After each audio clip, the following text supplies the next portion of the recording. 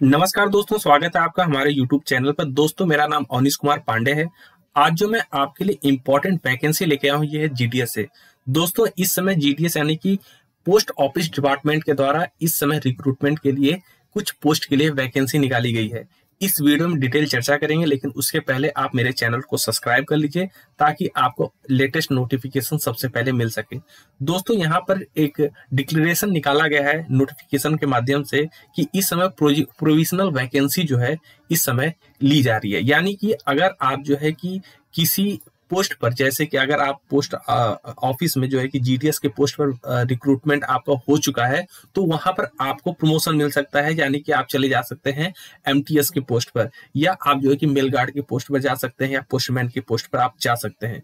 इसका एक ये कंक्लूजन निकाला जा रहा है कि जब जो है कि ये प्रमोशन होगा तो आपका जो जीडीएस की पोस्ट है वो अपने आप जो है खाली हो जाएगी। तो ये जो इंपॉर्टेंट सर्कल है, यानी कि कोलकाता सर्कल के लिए इस समय जो है कि वैकेंसी क्रिएट हो जाएगी। जैसा कि आप देख सकते हैं कि इस समय अगर हम एक डेटा के हिसाब से बात करें तो आप देखेंगे कोलकाता जीपीओ में आपको 165 इस तरह की वैकेंसी देखने को मिलेगी। वही सेंट्रल कोलकाता में 201 और ईस्ट कोलकाता में 116। ये सारी जो वैकेंसी मैं आपको बता रहा हूँ, ये सारी वैकेंसी जो है कि तब खाली होती हैं जब कोई जीडीएस की पोस्ट पर अगर किसी का नियुक्ति हुआ है और वो प्रमोट होकर के एमटीएस के पोस्ट पर जाता है या पोस्ट मास्टर के पोस्ट पर जाता है, तो उसकी वैकेंसी खाली हो जाती है। तो सरकार उसको जो है कि फुलफिल करती है विद इन 1 या 2 मंथ। तो इसलिए इस वजह से मैं आपको दिखाना चाहता हूं कि यहाँ पर जो इस समय अलग अलग सर्कल में ये वैकेंसी खाली हुई है, इनकी जो टोटल नंबर है ये है 2410। आप देख सकते हैं कि 24, 31, 30, 14 यहाँ पर आपको इस तरह की वैकेंसी मिलेंगी, जिसमें आप देख सकते हैं कि ये सारी वैकेंसी आने वाले 1 महीने या 2 महीने के अंदर भरी जाएंगी।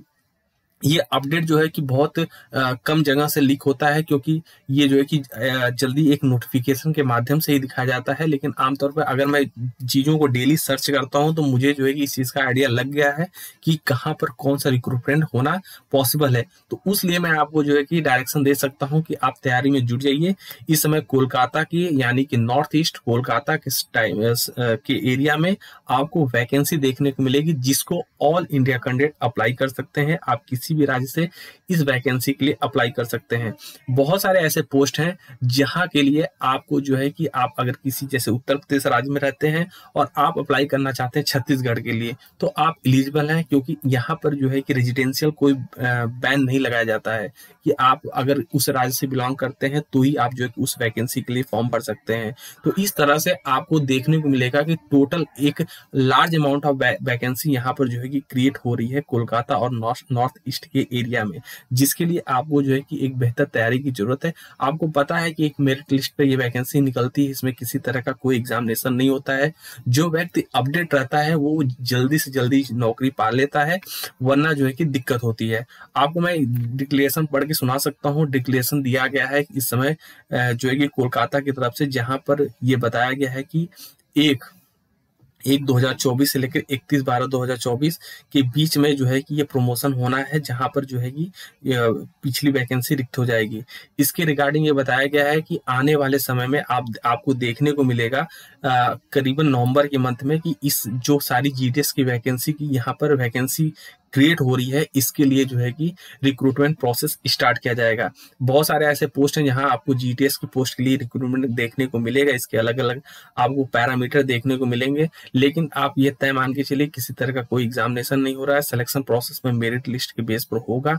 तो ये आपके लिए अपकमिंग वैकेंसी के रूप में एक इम्पॉर्टेंट जो है हो सकता है।